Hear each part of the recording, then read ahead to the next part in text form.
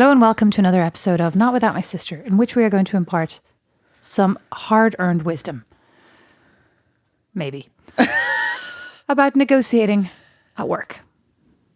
I'm Beatrice McCabe. I'm Rosemary McCabe. And before we get started, we have a little bit of housekeeping. We want to let you know that from the start of June? What the fuck is wrong with me? From the start of June, we will be setting up a Patreon. We will share the details of this Patreon in the show notes once we have it set up. So it'll either be patreon.com/notwithoutmysis or notwithoutmysister, depending on what's available. And all of our mini-sodes will now be on Patreon. So if you are a $5 subscriber, it's going to be $5 a month, $5 a month, whatever that works out in your currency, you will get your mini-sodes on Patreon, and then you can hook that up to your podcast feed, so you'll get them directly into your podcast feed the way you do now. And you will also be able to get our Tuesday episodes ad-free, entirely ad-free. You'll never hear another ad so long as you subscribe, and they'll all be on Patreon. So like I said, once we've finalized details, they'll be in the show notes. We'll share them on our social media, but we just wanted to give you a heads up now that May is going to be the last month for free, available to everybody, mini-sodes, and from June they will be on Patreon. And they will be 10 minutes longer. Yes, and they will be brilliant, and they will be, oh my God, you just wait to see what we have in store. Eek.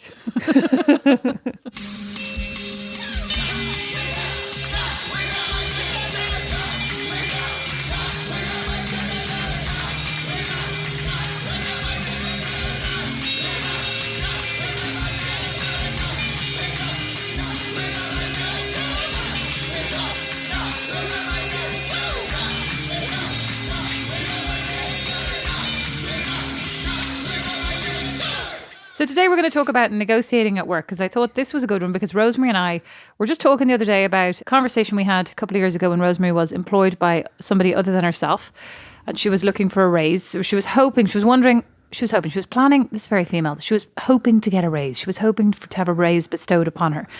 And we had a whole conversation about how, it's not everybody prioritizes money. Like, maybe you do, maybe you don't, maybe you prioritize time off, maybe you prioritize flexi working. And we had a whole conversation about what else she could ask for or request if money was not an option. Yeah. But you know what? That wasn't just me, like in that particular circumstance, it wasn't just me, like I didn't just come up with, I'm going to ask for a raise. I think there was kind of a reshuffle and a reorganization. They wanted to put some other things in under my remit or in under my responsibilities. So I was kind of going, okay, great. Like I would love to have oversight of X, Y, Z, because I feel like it would really make sense I think it was kind of to bring in all parts of writing and copy across the website, across social media channels, so that they would all be streamlined under me. And that's really what I wanted. But I also was going, if I'm going to be doing all of that, which is like double what I'm doing now, I want to be making, not necessarily double. I want to be compensated for it. I want to be fairly compensated for it, yeah. Yeah. Basically. So it's interesting the way you said, but the way you went straight into a justification of how you weren't just asking for money. What's wrong with just asking for money? What's wrong with deciding this is your benchmark and you should be earning more? Oh, well, I suppose I just wanted to clarify. There are very few jobs in my past that I've been at longer than 2 years. So, and I know people know that because I've written about it and talked about it a lot. So I just didn't want people to think that I was at a job 6 months and suddenly asking for a raise. But like often I think people take jobs and accept packages that they're not fully happy with the goal of, and it's actually a really bad move, I think, because people take... With the goal of proving how good you are and then asking for a raise at a later date. I think it's much easier to play hardball up front and then to come in. And, then you're also happier in your job. Because I feel like if you take a job, and I've done it myself, where you're not fully happy with the conditions under which you are employed, you're not, like, you're always thinking whenever you're asked to do anything above and beyond. Well, I speak for myself, I'm sure. That I wasn't necessarily resentful, but I was kind of thinking, well, this is definitely like, this is being noted. This is going in the book of, like, they're filing all this away for later on to acknowledge the goodwill with which I've approached this situation, kind of thing. Yeah. And actually, I think... Yeah, like I think in a lot of things in life, that's kind of not foolish, but like it's an error in thinking. Because even with freelance and stuff, right, you'll often think, oh, if I do people this favor, they'll remember. But actually, the only thing they remember is that you're free or you're cheap. Do you know what I mean? So they remember that's the person I come back to for a favor. Like they don't think of you like that's the person I'll come back to when I have a paid job. Or they don't. It doesn't work like that. Yeah, I mean, you're actually right. It's like it's not like doing something for free makes somebody think, well, I would like to now pay them more. No, they're just like, great, they did that for free, and like they're the person we go to when we've no budget. And like, I think a lot of the time we think that you'll endear yourself to someone or endear yourself to a company or a manager by going above and beyond. Whereas actually, I think whether consciously or subconsciously, they just then remember you as someone who will do something for nothing. I think it's really hard, right? Because we think in terms of relationships, we think in terms of emotions and trade-offs and fairness. But at the end of the day, working is very transactional. Now, you can work in a really nice place, right? And people are very nice. And, you know, these things do get acknowledged. But at the end of the day, it is a business. And it's really hard because I don't think we don't even know what it means to interact with the business, because representing the business are people. Are people, yeah. And like a lot of the issues that you have at work and a lot of the problems that come up are because people are human, right? So people have human faults, or they like someone better than they like someone else, or they hold a grudge against you for something that you did on day one or whatever. And so we think that that means that people will respond in a human way to your demands and think, oh, that's fair. She did this and she wants this, or he did this and he wants this. Whereas a lot of the time it just comes down to, here's the Excel spreadsheet I have in front of me with the budget for my staff and, you know, for employees. And I can't actually, whether I like or dislike someone or whether they did me a favor or not, that like there's no wiggle room, and that's not a human choice. It's literally like a computer, you know what I mean? So how would you approach, because I think very often I have approached positions for myself, and I'm talking about myself, I've approached my own roles, you know, with kind of seeing the opportunities. And obviously when somebody's hiring you or when somebody is having a conversation about your growth or your next steps or whatever, they're very invested in, I mean, it's also, again, the humanity. They want to make you happy, right? So how would you recommend, because I think very often it's like, great, you know, it's more like you're sort of thinking, if I invest all this in it and if I give them, if I do all of this in good faith, but you don't have a document outlining what good faith actually means. You know, how do you think what would your approach be? Do you think there is a good approach for that? I honestly don't know, because a lot of the companies I've worked in, I've kind of found out after the fact. Like, I've gone into it like that, going, good faith. Like, you know, of course I'll work this weekend. Of course I'll do that extra bit of work. Of course I'll go home now and do an extra 2 hours on that, because I want this project to be good and I want you to see it as being good and think that was Rosemary's project, which very rarely happens because then it ends up being your manager's project or whatever. Or very rarely happened in my case. But in a lot of the companies I've worked in, what I've realized afterwards is that they're very highly, not unionized, but they're very rigid and they're very highly... hierarchical? Not just hierarchical, but that everything is set out. You know what I mean? So like, there are a lot of standard, there are a standard number of holidays. There's a standard number of, nobody's going to give you, say for example, if I did an extra 2 hours, right, some night, I would then think, so they won't mind if I go a bit early tomorrow. But that has never been the case for me, because it's actually like, no, everybody works until 4:30. You know what I mean? Or if I've kind of said, okay, look, I understand that you don't have the extra budget to give me the compensation that I'm asking for. So instead I would like 2 extra days annual leave. And they're like, no, everybody at your level gets X number. It's only when you get up to manager level that you get 21 days or whatever it was. So I think a lot of the time I've expected people to kind of do that human, you know, okay, like I see that you're giving X, so I'll give you, like, it's, you know, it's a give and take. Whereas actually that's not the way it's happened for me in companies that I've worked in, because they've been so rigid. So I think it's worth trying to figure that out, or trying to either ask directly, like, what are the, you know, if I do overtime, am I being paid for it? Am I being compensated for it with, you know, other time off, time in lieu, or does that not happen here? If I'm looking for compensation in terms of extra holidays or extra, whether it's like healthcare or anything like that, like, is that an option? And I think in a lot of much bigger companies, especially in Ireland, I found it's not. Do you know what I mean? So in a way, it then makes you go, well, okay, I'm going to kind of limit what I'm willing to give extra, which I don't think is great either. You know what I mean? Because it doesn't lead to great goodwill, I think, between both you and management and what people are willing to put in. But I also think if you are willing to put a lot in, you realize you're not getting anything back because the rules are so rigid that they can't give you anything back. That makes you really resentful, in my experience. Well, I think if the rules are very rigid, right, but there's an understanding on both sides, like, I'm not going to give more because you're not going to give me more. And it's more, does the company understand what they're doing with this? Like, does the company aware that their rigidity is resulting in, you know, if they're comfortable, if they're kind of saying, well, it's fine, it's 4:30 and Rosemary's got a massive project that's due, but she's going home because I won't give her any flexibility. I don't know that it's that two-way street, though. I think there's still an expectation of, well, it's 4:30, but Rosemary's got a massive project. She needs to finish it. She's going to stay till that's done. Yeah, and she's not getting, you know, and then how do you, like, that seems short-sighted to me. And I don't know. I mean, I don't think Well, I don't think that's everywhere. I mean, certainly it hasn't been my experience. I think there's been a lot more flexibility. And I mean, I don't think it's just at the higher levels. I think it really depends on who your manager is. Oh, yeah. Yeah. Yeah. 100%. Like, I remember coming in one day late, maybe like 30 minutes late. And I had texted to say, like, I'm really sorry I'm running late. Like, I'll be in as soon as possible. And when I got in, I then got basically taken over to go, like, this isn't okay, blah, blah. And it was the same week that I had stayed late every single day to work on this particular project. And I was just so taken aback because I was like, there's literally peeved. I was so annoyed. I was like, there's literally no give and take. Yeah. Like, it's just take. It's like, I give, you take, and that's it. Like, well, I was about to say, I don't think I've ever submitted, time off to go to the doctor or to take a half day to go to the dentist. I'm just like, I won't be in, and I haven't worried about, and I don't expect my people I work with either, to my teams, like to do that either. I think that's fine, because but I also think, like, the majority of people, and they've proven it, like that in companies where they have, endless vacation days or whatever, like when they don't limit you, that people take on average like 3 to 4 weeks a year, and there's always going to be the one person who's going to be like on constant vacation, and then that's probably that person you go, listen, this isn't really what we meant. It's more about, are you getting your job done?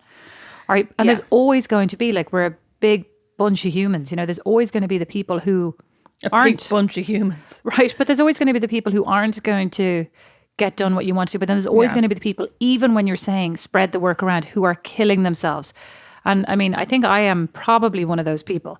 But like, I don't necessarily think it's a great trait either, because you're taking on too much for yourself, and other things suffer. Like, I was only telling somebody the other day, I hope Dawn doesn't listen to this. I don't think I rarely dream about my kids. I dream about work all the time. Like, so even when I'm not at work, my entire nighttime is just consumed by thinking about work. Like, that doesn't actually make me feel like a good person, I literally dream about the most random. I had a dream the other night that I was basically hooking up with one of my friend's ex-boyfriends.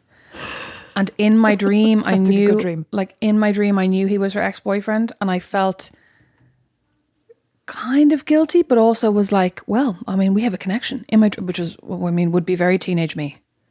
Like, but he was her ex-boyfriend. I know, but he was like, they went out for like something like 10 years. But they broke up. Yeah, but I still wouldn't. Oh my God, we should do a whole episode on exes, on the ethics of... Well, those are my perspectives on the ethics. They broke up. It's a short episode. Right? You are not a girl's girl. Probably not. I am. Ah, you are. I am. So all that to say that I think, how do you outline it? I mean, you probably can't. You can't anticipate everything. You don't know what somewhere is going to be like until you work there, right? Mm-hmm. But I think, you know what? I think these are the conversations that we don't have, and that in hindsight, I mean, I was very young in say like in the Irish Times, right, where there was definitely an expectation that if something wasn't finished, you would finish it, but also that you would turn up on time and that you would limit your lunch break. And if you were late, people would notice, and like people might say it to you and be like, oh, you were gone for an hour and 15 minutes, right? Is this somebody like who your manager, or just randomers? No. Like, usually either my manager or like adjacent managers who were kind of supervising. You know what I mean? But still, you're like, are you honestly sitting here looking at the clock? Like, they are. Get a grip. Yeah, of course. Well, I mean, I think about when Mom worked at the civil service now, and this is not a comment on all civil servants. This is literally just a comment on our mother and her observations. And she was always, but she became a real stickler for like, oh, it's 4:30, I'm leaving. I'm not going above 4:30, I mean, and she did, on occasion she did, Mom, I know you did.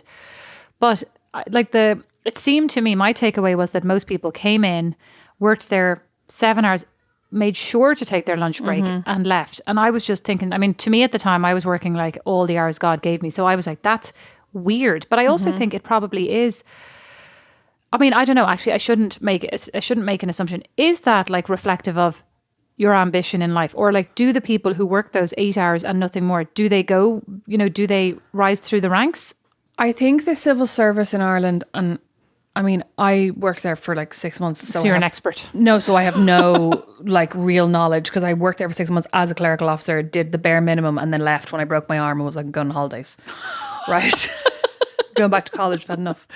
Oh. But a friend of mine worked in the civil service, and she said that she was shocked. So like, they would have things, she was working on some particular campaign, she was working kind of in marketing, and they would have things that were on a very strict deadline, and she would email like Mary, right, in accounts and be like, hey, I need to get this, blah, blah, blah. And she'd get Mary's out of office going, I don't work on Wednesdays or Thursdays. I'll get back to you on Friday morning. And then on Friday morning, she'd get her out of office going, I'm on vacation till Tuesday, right? And then she'd be on Tuesday for the one day and then off Wednesday, Thursday.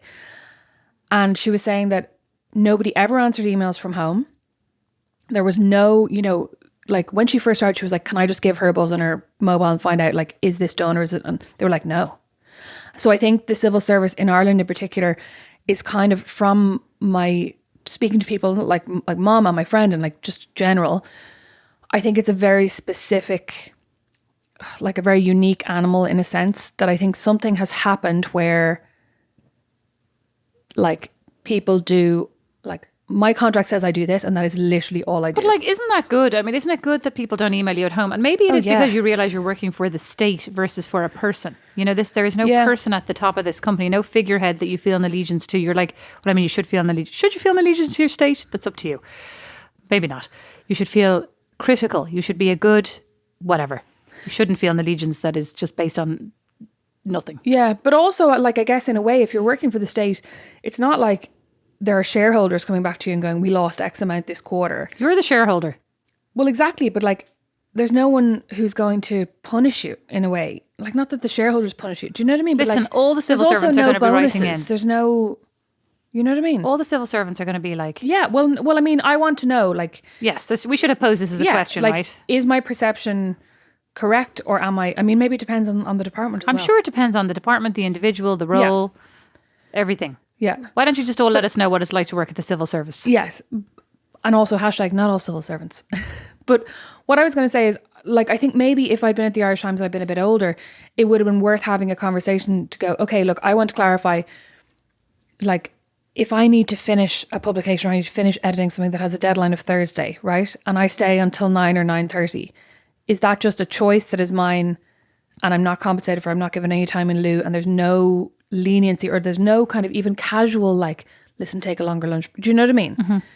Like, but I mean, almost wish that I'd been able to have that conversation, but I think I was too afraid. But my question is, sir, listen, go back to two points I want to make. So go back to your hashtag not all civil servants. You're saying it like it's an insult, that we're insulting people, that we're saying like they're slackers or something. Actually, shouldn't we all be like that? What is the advantage to working beyond your given hours? Like, isn't it more important to live your life and have a decent balance? Isn't it a good thing that companies don't ask more of you?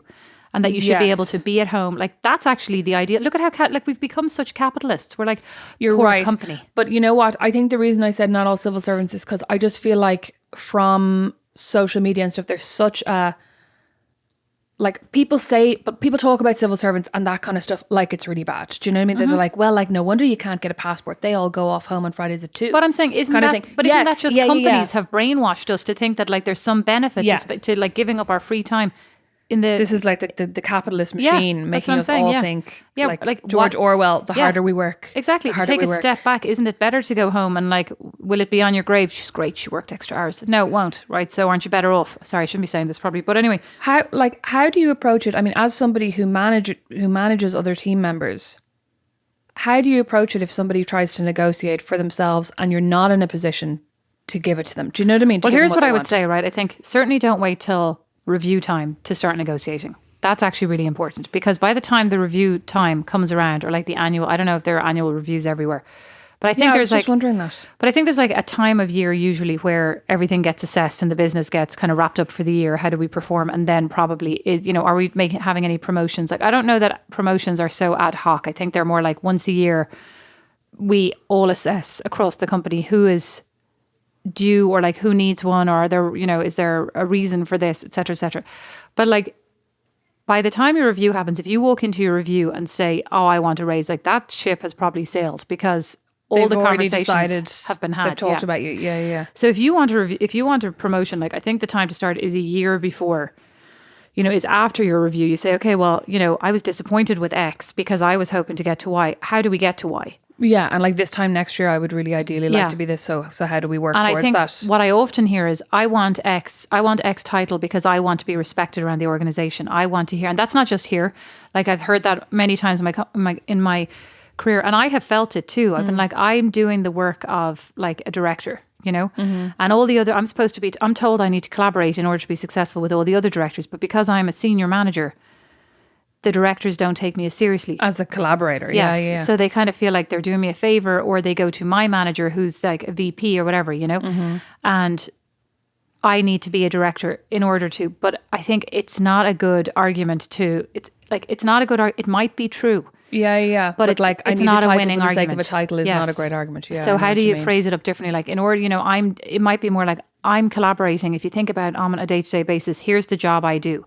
I work with other directors across the organization. I have a similar level of responsibility to them. I'm already, and I think very often a lot of companies, they want you to do the job, the next level, before you get it. So people they want will you to say, show you can do the job. Yeah. So people will say things like, well, I'm already doing the job of an associate and I'm an assistant. And it's like, well, you need to be doing it because I have also promoted people in the past into the next role only to discover they can't do it. Yeah.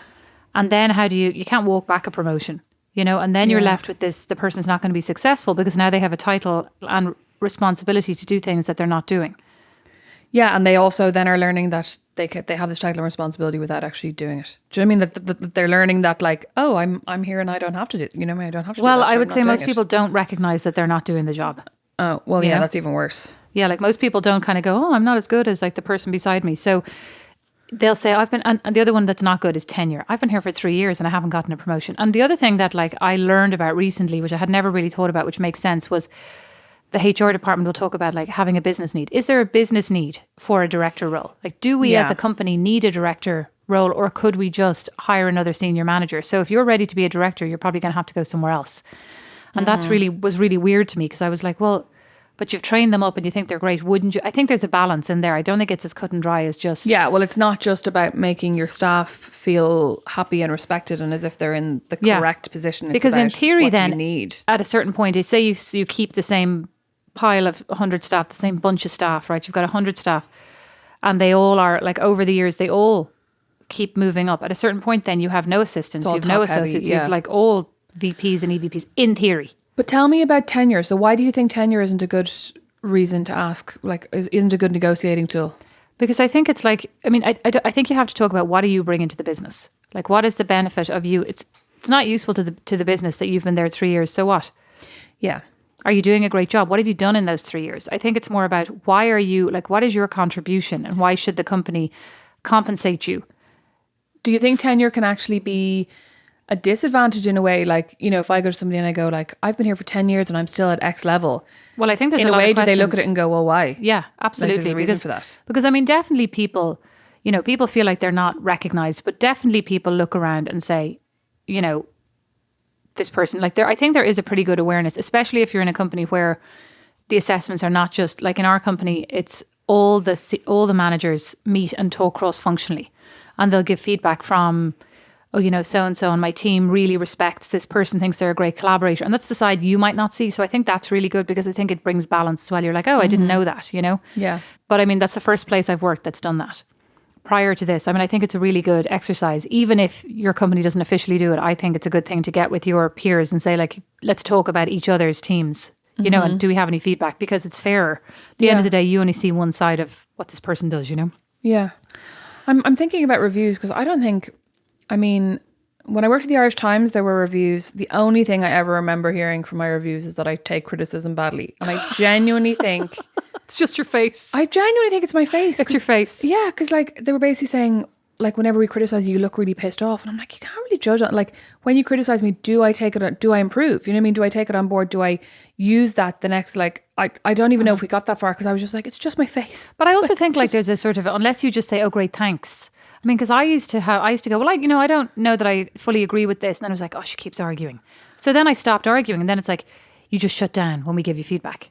And I'm like, I'm listening to you.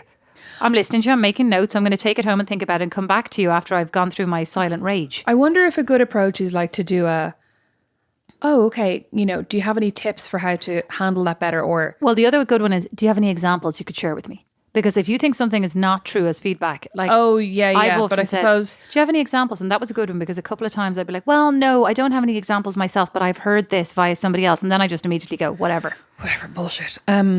But I suppose sorry, let me rephrase it. I immediately go, great feedback, thanks. Let me note that down. But I suppose I'm wondering, like, if I hear from somebody you don't take criticism well, right? Mm-hmm. What I'm actually hearing is, I don't see you take criticism well. So what I want to know is, okay, what can I do in that moment? Like, how would you like me to act in order to take it better? Even though like that might be an act. Well, I think But I genuinely think it was just my face going, oh, no, I like, genuinely I'm not getting think it's hard to give criticism, right? It's really uncomfortable. And it's probably the thing that people dread the most is giving negative feedback.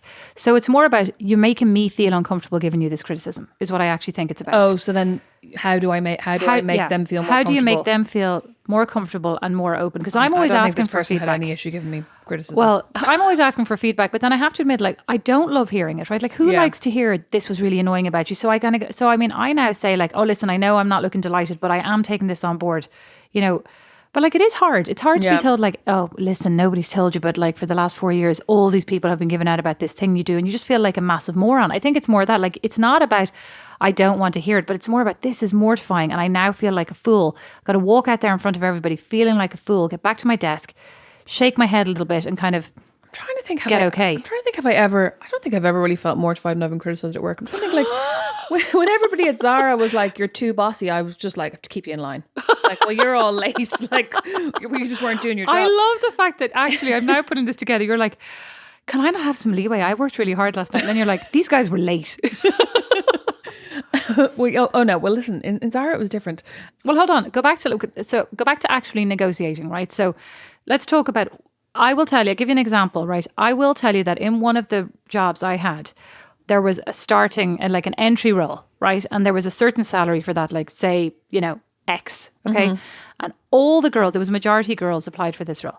All the girls who got the job got X, or they came in and asked for X minus something, right? So they generally would ask for that. So we would I think on average, I think like we would move them to X because that was the minimum starting for that role, right?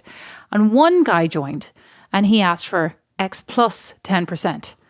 And we were like, oh no, sorry, it's all X because everybody else had accepted X. And he was like, well, I'm not taking the job unless I get X plus 5. So he got X plus 5. And I was actually like, that is interesting because he was the only person ever who negotiated it. And I thought to myself, this can't be a coincidence. No. Right? Maybe it can be a coincidence, but I, like Scully, don't believe in coincidences. You're welcome. So what do you think about that? Like, what do you think about, do you think it is easier? You're not a man, so you probably don't know, but do you believe it is easier? Do you think it is harder? I do think it is. Okay, let me rephrase this. I think it is harder for women to negotiate because I do think it is considered unattractive for women to ask for more. Because even recently I've been talking to a lot of people, and when I kind of talk about, are you ambitious? What's your next plan? It's extremely apologetic, like you were at the beginning. I'm not, and they kind of go, well, I'm not today or anything, but like I would like in the future. Whereas the men have gone, well, here's my path. Here's what I'm hoping. Here's where I'm planning to get to. Not here's what I'm hoping for. Here's what I'm planning. Here's what my I'm plan. aiming for. Here's my goal. Yes, here's my goal. I don't think it's that so I don't think it's necessarily that it's consciously it's unattractive to ask for more, but I think women are so conditioned to be nice and to be accommodating that, I mean, from my own experience as well, like, and I'm not like the most nice and accommodating person in the world. You know what I mean? Oh, you are. You're nice. I know. I'm lovely, but like, I like in a workplace, I don't think anybody would be like, Rosemary's such a nice, but like she's such hard to go. No, I think they'd be like, she's gas. Like she's like, I think in most workplaces, tough little nut. No, I think in most workplaces people liked me, but I think they might think I'm funny or they might think I'm okay. Scrappy. Anyway, the point is, is that a good one? I think women are really conditioned to be nice and to be accommodating and not to be troublesome or problematic, if you know what I mean. So I think in negotiations, like in my case, when I've tried to ask for more money or whatever, and then I've seen someone going, oh, I just don't know if that's possible, I've been like, oh, it's fine. How have you asked? Do you remember? No. Well, how do you, if you were to ask today, how would you ask? Because I'm also wondering now, is it more like, I really think it's about, I think, not to say I've never sat in these rooms with these imaginary people we're talking about, but I have to say that I think if my experience is anything to go by, there's a lot of tenure and there's a lot of I need to be respected. And so I think, how do we make it more about what the business needs? This is in order for the business to be successful, I need these tools and I am providing this to the business. It's more about the value that you bring to the business. So I think in the example I'm thinking of, it was when it was like, okay, we're bringing all these things under your umbrella of responsibilities and we're going to rewrite your contract. And I was kind of like, okay, well, I'm really happy to take all that on, But I really think that would warrant, I think I was on maybe 35 at the time or something, and I want to be on 45. You know what I mean? And I was like, I really think that's a role, that to me is a role that would blah, blah, blah, like warrant 40. And they were basically like, oh no, like we don't have that. And so when you left, did you leave with that, how am I going to get to 45? Or you just left and that was the end of the conversation? I think at the time, probably I'd been talking to you about it. And I was basically like, look. Sorry, bad advice from me. No. I think I was like, look, I really want to take this role on. I'm really interested in doing it. I think it would be much better for the company and for the role, if all these things were together. But I would like to have another review in 3 months so that I can show demonstrable like improvements in XYZ within the company and so that we can renegotiate. I think that was how I left it. Then I ended up leaving before the 3 months. Oh, but that was a good one. Surprise. But that was good. Yeah, but I was kind of, and I think I've definitely been in companies where I've tried to do that before and they've been like, no, reviews are every 6 months. And like, no movement. But maybe 6 months isn't too long to wait. As long as you, at the time, it always feels like ages. It does feel like ages because you're raging as well, right? But like maybe 6 months isn't too long. But I think being super clear and following up with an email is really important. So you have it in writing. No, here's what we discussed. Yeah, and here's what we agreed, kind of thing. And we said, and I think even saying let's review in 3 months, if they're not planning to review, like I think it's very clear. Like here's what I want. This is the path. I mean, it might also be about laying out like, here's my path for my own career. It's important to me that I get this. I'm happy to do this and get these skill sets. And then once we get to this level, how are we going to make this work? That it's like mutually. Because at the end of the day, you're not doing anybody a favor. You're working and they're paying you. And I feel like we do come to the table with like, oh, could you do me this favor? It'd be really nice if. But like, you are working hard. And if to your point, you're doing 2 roles and they're getting this bargain. Yeah. Like, that's very shady. I think it was because somebody had left. Yeah. And I was kind of going, okay, well, he's left. Therefore, there's an extra, I didn't know what he was on, but I was like, at least like 28 grand, you know what I mean? So where's that going? Yeah. But that's not how it works from their point of view. Do you know what I mean? It's not just like this person's gone, so we give it to you. No, you don't get all the salary, but like at the same time, if you're taking on some of those responsibilities, they would like, it is a bucket of compensation. Yeah. They would be saying, they would have the ability ideally, unless it's like, well, the company's doing really badly and we need to absorb all that back. I wonder now, would I have stayed longer in that particular role if I'd been paid more? Because I think like I'm not very money driven. I mean, like I love money and I love spending money. So I think that's more it. I love spending money. I absolutely love spending money, but like I love eating takeaways. I need a lot of money for my takeaways. But I'm not very motivated by wages necessarily. Like I probably earn less now than I have in any, employed in any paid employment I've had with, like under somebody else in the last 10 years. I definitely earn less now, but I'm much happier. So it's not, and like, even if I often think like, would I do this if I got paid X? And most of the time the answer is no. But I think that's a good point. So like, I think not everybody is motivated by money, and like not everybody is looking to work beyond the 8 hours, and not everybody's looking to be the next, CEO. So what else could you negotiate if it's not money? I think you said, I think right now is obviously probably a really good time to negotiate more flexible work hours. Can I work from home? Can I work from home? I think we've all shown. Day, what day? Yeah, sorry. Yeah, I think it's probably a good time to negotiate hybrid hours. I was talking with somebody the other day going like, none of us, anybody in a company, in a big company, like anytime we plan to make change, we talk about it in terms of, well, we could probably do that over the next 5 years. We could like stair step it. We could do it in phases. Like who would have thought a year ago that if everybody had said on Monday, we're all working we are all going to work from home, every department, no exception. We all would have been like, well, we could probably get that. Maybe we could get to a version of that by 2030, if we do this and if we support this. Meanwhile, we all just went home and got on with it. And I was like, oh, there's this thing called Zoom. There's this thing called like Teams, and we all got on with it. And I think now is like, if that's something that's important, especially, for people who, for whatever reason, don't want to be in the office. Like some people, I think it's productivity. Some people they want to be home with their kids, although that is like in and of itself, how do you figure out the balance of you're working, you're being productive, etc. And there's also in Dublin, I think there will be in the next couple of years, there is now, but there will be especially a huge incentive from people who want to move outside of Dublin because the property prices are so exactly. There's even like, the commute, the amount of time you spend commuting. Yeah. And normally mother likes to say, well, you choose where you live. But like to your point nowadays, is it a choice if you can't afford to live anywhere else? Not so much, right? And I don't think every role is tailor-made to be remote, but like lots of them obviously are fine, you know, and how do you make that work? So I think that's something you can ask for. I think there are lots of things you can ask for. I think you could ask for continued education. You know, I think you can ask like, what are the things that are important to you? Is it even like, I want to work from 8 to 4 versus 9 to 5, you know? Oh my God, actually there was one job I had where they were always trying to get me to do courses. So I was just like, oh no. Oh my God, I love doing courses. What's wrong with that? Like, why didn't you do a course in Facebook advertising? Why didn't you do a course in this Why for didn't business? you? I did do the course in Facebook advertising. Oh, so you're good at that. No, the other day. No. Oh. Beatrice. Yeah. Beatrice. Mom did a course in archaeology. Is she good at it? She's excellent. She knows what a bone looks like. No, I'm rubbish. So what else can you negotiate, do you think? I mean, you'd know better than I. Like, how long has it been since I've been in office? About 4 years. But I also That's not that long. You literally act like it's 4 decades. No. Sorry, I was saying only about 4 years. As recent as 4 but years it feels like a lifetime ago. And also, I was in an office where there wasn't that much room to negotiate.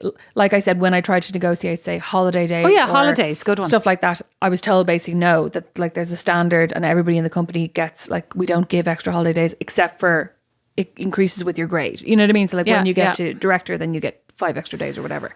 So here's a question for you, right? So if your negotiation is going nowhere, should you give your company an ultimatum? That's a really hard one because I think I'm inclined to go, no. Like, you don't want to push them, and you also, like, you're expendable, right? But then I also think, what would I do as a man? Right? Mm-hmm. Like, or like, sometimes I think, what would I do as an American? Because I think Americans are that's a better one. Let's say that. Stuff, that's right? better. That's better as an American. What would you do as an American? I would speak in an American accent, and I would. But you already do that. I mean, so I hate doing any kind of homework, right? But I think I would try to work out and put down in writing, here's the value I've brought to the company. You know, like as in, here are the projects that I have either spearheaded or that were, you know, that I've come up with or that I've seen through to completion. Here's the increase in, if not necessarily like income for the company, but maybe it's productivity, maybe it's teamwork, maybe it's like stuff you've done in terms of like, I've been on the social committee. When I get you going, you are actually excellent. I think you should write a book, and I've decided you need an assistant because you're doing your own resume was a pain in the arse and you were terrible at it. And yet your advice to other employees is so excellent. Maybe I could be a life coach. Maybe you could be. Except I don't want to do any more courses.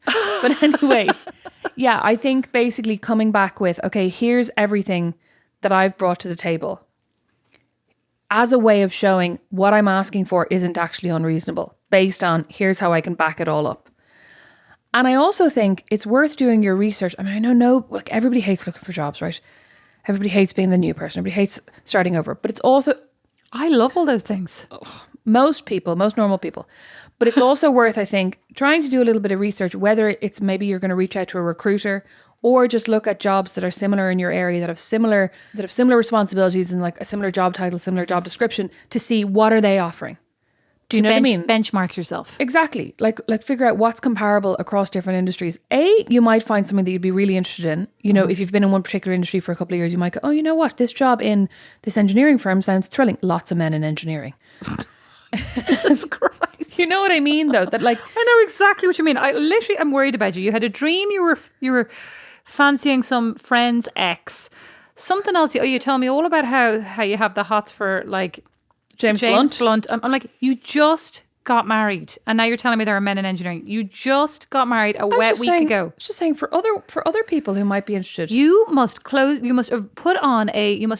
eyes, is what I was about to say. Eyes. You must put on a handmaid's bonnet, correct. And you must wear a long drapey cloak and never emerge happily wear a long drapey cloak from the kitchen life, again, the woman cave. I'm starving. Speaking of which, so hungry. Yeah, but I mean, I think, like, because I think a lot of the time, in my experience anyway, right, I've gone into these kind of negotiations, or even when I've been handing in my notice, with nothing, with no research, no like thought really to what I'm doing.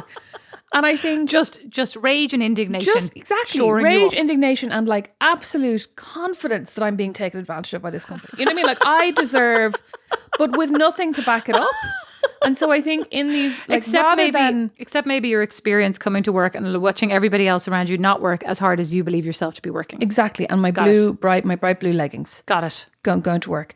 But yeah, like I think taking a little bit of time to do a little bit of research so that you're coming to this with more than just yourself and your like great sense of self-worth, yes, without ever being able to explain it or prove it. And not to sound like my mother, but I would say that very often the grass is greener elsewhere, you know, and is not necessarily as green as you think it is when you up and you leave. But I would say also, if you're going to give an ultimatum, mean it.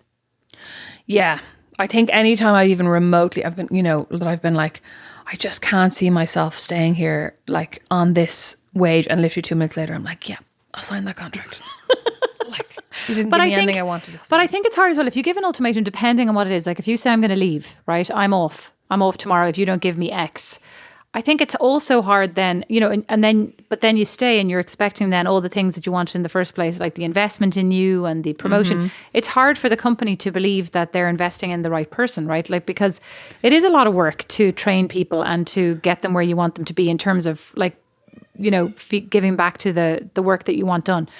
And so you're kind of thinking, should I be investing in this person? Because are they like, did they mean what they said? So you have to be careful how you phrase an ultimatum. Yeah, exactly. I mean, I often think if I was a business owner or a manager, it'd be very bossy, but also if anybody ever threatened to leave or tried to leave, I think I would just let them, because I feel like once somebody has decided to take that step or is willing to take that step, they've already left in their mind. Like they've left the company in an emotional way. Do you know what I mean? Like they're no longer as invested. Psychologically, they're gone. Yeah. So it's almost like, you know what, I think back to my teenage relationships when I used to make threats like, well, if you think that we should just break up, you never say that unless you're actually willing to break up, because the next thing you know, the person goes, maybe you're right. And you're like, fuck. Yeah, you're eroding the strength of the relationship every time you say it. Yeah. So then, but you're also just tempting fate. That's true. But here's the other thing. So if you do mean it and you are willing to call their bluff, right, should you still threaten to leave? Or should you have another job lined up first? Well, I mean, I suppose I was thinking about an ultimatum also in a sense of that maybe you're not threatening to leave, but you're going, you know what, I don't want to take that position. Because like I could have like in that particular job gone, no, I'd rather stay where I am. I'd rather stay where I am with the responsibilities that I have. If you're not willing to give me X to do Y, then I don't want to do Y. So did you take that? You took that other position for zero extra money? I think it might have been about $2,000. Oh, I think you're right. It was very nominal amount. I mean, listen, I wouldn't throw $2,000 away, but after tax, it's barely $1,000. We still wouldn't throw that away, but like, I wouldn't throw it away either. But I know what you mean. Like, it wasn't like you were only doing a grand's work. No, absolutely not. A grand's extra stress. Not. Actually, it's less about the work. It's more about the responsibility and stress that you start to shoulder. You know that. Like, what's the price on that? Do you value going home to your family or to your house or to your friends, or like, what do you value the most? I think that's it. Like, can you put a price on? But are you also thinking this is leading me to next? Like that's sometimes what you have to think about. Is this an investment that you're making? If they're not going to pay you, are you willing to invest in this for your own future? I think I forgot about this. It's totally important. Because like you might be thinking, okay, I want to be X in 5 years' time. I'm super unhappy with the absolutely crap raise I've just gotten given. But this is setting me up nicely for my next step, which might be outside of this company. So I think you have to think about the long-term plan as well. Like it isn't as simple as I'm just not happy with today. Like, what's the long-term strategy you have for your career? And if you don't have one, that's also fine. Then you're probably right to say no thanks.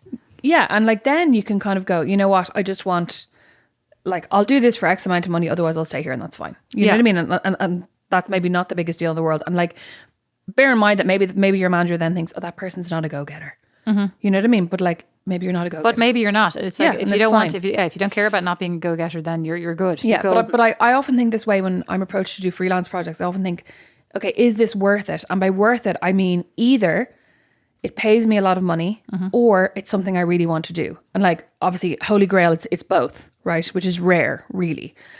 But sometimes, like, when I've got offered jobs that I kind of gone, like, oh, I don't really want to do that. Like, I don't really want to, like, maybe when it was exposing, it was like, I don't really want to do a styling slot for that brand. I don't really have any interest in or care about. And then I would come back and go, give them my highest price. And if they said yes, then I'd go, okay, fine, I'll do it. Whereas then if it was something that I really wanted to do and it was like, I mean, not to be like, if it was like an up and coming Irish brand, like a local business, sustainable. No, but you know, like if it was just like a business I liked or, you know, somebody I had a relationship with, then I'd be going, oh yeah, like I'll do it for you for X amount. And I'd cut my price because I knew they didn't have a budget. But it always had to be worth it in one way or another. You know what I mean? So I think about that when it comes to job negotiations as well. I think Like, it's the do same you thing. see, Right. like, Brand do you see this enhancing, getting you somewhere? like future brand enhancing, or money in your pocket tomorrow, or like Exactly. this year. Yeah. I mean, and it's a bit like, who talks about that? Isn't it, what's his face, George Clooney, right? He says his plan with his career was always to do one big blockbuster, so then he could do one thing that he believed in and one thing for free with his friends, basically. And then he would do another blockbuster, because the blockbuster funded, Paid obviously, for the his rest of ability it. to do the things that he believed in. Sorry, one blockbuster a year. He could have done one blockbuster a decade and then done all Well, the other maybe things he wanted meant, to do. maybe it wasn't per year, because I mean, 3 movies a year sounds like a lot. But I think that's also the same thing. It's like, if he had just done blockbuster after blockbuster, it's not necessarily brand enhancing. What was brand enhancing for him was like those small, movies that he directed or that he believed in, like those, the Three Kings or whatever that was called, like those kind of movies, or the Coen brothers. Those are the ones that like raised his cachet to then actually, ironically enough, make him desirable for more blockbusters. blockbusters. Yeah. I mean, and also let's not forget, like, so is it financially worth it, right? Is it brand enhancing, but also is it fulfilling? And I think sometimes people do have jobs that they just really, really love, and they're like, I know that this company can't pay me X and can't give me this promotion because this person's been here for 30 years, but I love what I'm doing. And that's also really valuable. I think sometimes we've kind of lost track of that as we emphasize the kind of capitalist system of like, you want to get here, you want to get here, you want to get here, you want to get up and up and up. Well, I mean, but I kind of meant that by brand enhancing. Like, is it also something you were happy to do for free because you believe it? Yeah. Like that's you espousing your values as well to the world by doing this thing, by associating yourself with, like, is it even free? Is it a charity? Like, you're very involved with Aware. You were very involved with Aware. Like, that wasn't, well, you did some things for Aware, but like, you didn't necessarily do them to get rich. You did them because you think it's important and you believed in it. And then it in turn reflects on it. It tells the world, this is something Rosemary cares about, And I don't necessarily think that any of these things are like super calculated, but that is the end result. You do have to be very aware, I think, especially now, like, of the things you associate yourself with, because they can mean a lot more than you necessarily are aware of, pardon the pun, at the time. Yeah, I actually saw somebody talking about this on Instagram stories yesterday about how they've seen a lot of small Irish businesses supporting and espousing anti-COVID vaccination views. And not just anti-COVID vaccination views, but like a lot of kind of conspiracy theories, the Bill Gates, the 5G stuff. And they were like, it's one thing if you do that yourself, but if you're taking your small brand's Instagram handle and you're using that to like posts and to comment and stuff, then you can expect me to never give you any money ever again. And they're like, that's something that you need to, and people are kind of going, like, on the other hand, they're like, I shouldn't be punished for my views. No, you shouldn't be, but you're not your company. Your company is, like, even if your name is your company is a company, it's an entity outside of you, and you have to, but if you want your company to like espouse, to be associated with that, then anti-vaxxers and all that kind of stuff, go for it. You're doing a great job, but right? just also recognize that people will use that to then not vote with their wallets, and like, they're perfectly entitled to do that too. 100%. It's just interesting. So, you know what? I'd like to wrap up by talking a tiny bit about lady language, right? Okay. So, this whole thing, there was a thing that went viral a couple of years ago about women's emails and how often women were writing emails. I was like, sorry to bother you. I was just wondering, it's only that, what words, like, do you notice any of these words come up, and what words do you think people should not use in negotiations? Like, only, just... Yeah, I mean, I think it's more your tone. I think it's more like, depending on what you want. I think we all sound very apologetic. I mean, me too. And I often go through my emails and scrub them out for polite yet direct. Because I think, I could write an email, hi, I was wondering if you could. No. Hi, would you please be able to? Could you please send me this by Friday? And I also think it's really good to give a timeline for things you're looking for versus true. like, and I also think it's really good to give the reason, because I think also people write and say, can you send me this by tomorrow? And it's like, okay, but like, it seems, it's more like, I'm working on a project that X, and you go, okay, grand. I think it's really polite to assume that other people are intelligent and other people it's helpful for them to understand the why of what you're doing always. But I think that allows you to write much more direct, I don't want to say terse, but like powerful emails, requests. And it also, you come across as much less, I don't know, twee, do you know what I'm trying to say? Yeah. Oh, yeah. Like almost simpering. Yeah. No? I'm just trying, like, it's more, you come across as more knowledgeable. You come across as more professional. You come across as more of a serious individual who's asking for business reasons, again, versus a favor. You're not asking a favor. Yeah. And you're also not like bossing someone around for the sake of it. Because I think sometimes, especially like what you said there, right, about explaining why you want something by a certain date. In my experience, a lot of managers would kind of balk at that because they're like, you don't need to know. But if you're working with a team, then there's a certain kind of respect involved in going, you can all know, you know, what's going on with this project. This project is due by this date. I'm going to need this document by Friday.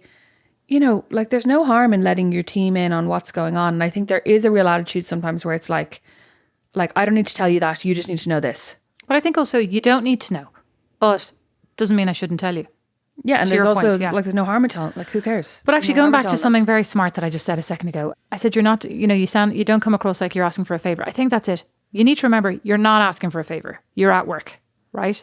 You're asking for a business need. Like no matter what you're doing in work, the only time you're probably asking for a favor is if you say, "Would you mind grabbing me a Diet Coke out of the fridge?" Yeah, or would you mind answering my phone while I run out to take a phone call or something? That's the only time you're asking for a favor. The rest of the time you're working. And I think that's where we forget. And we come across, I mean, obviously you want to have a good relationship. You want to be polite, but you can be polite without demeaning yourself or like without kind of making yourself less than. That is really interesting because I think a lot of the time we do go into work negotiations going, I'm going to ask this person a favor. And you're like, this person, Anne or Jack or Tom or whoever, like whatever you're asking them for, it's not coming out of their pocket. It's not coming out of their time. It's not coming like the only favor really you're asking them is for their time. And that's work as well. Do you know what I mean? That's their work time. Like they're getting paid for it. So yeah, that is something that I think would never really have occurred to me before. Because I'm always like, oh, I'm going to ask if such and such will give me a raise. But that person's not giving you a raise. Like it's not. No, you're asking them to they're giving you. You're asking them to advocate on your behalf with the company. Oh, yeah. Right? And that's the only way. She wouldn't advocate on my behalf. She probably did because the conversations went on for a long time. She probably did advocate on your behalf. She's very nice. Maybe she didn't think you were any good. Thank you all so much for listening to Not Without My Sister. Don't forget, from June, our mini-sodes are going onto Patreon.